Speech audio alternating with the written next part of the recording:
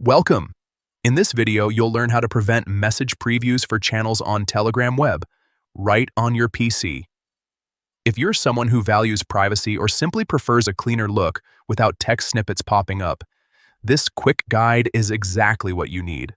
Let's jump straight into it.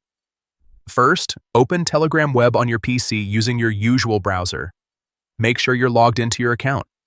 Once the interface loads, take a look at the top left corner of your screen. You'll see three small dots just above your chat list.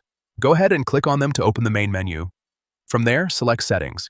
This section lets you manage your general preferences, appearance, and notifications. Once inside, click on Notifications. Now scroll down until you find the section labeled Channels.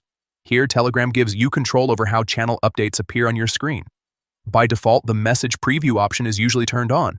That's what causes snippets of messages to appear whenever you receive channel updates. To stop this from happening, simply uncheck the box next to Message Preview under the Channel section.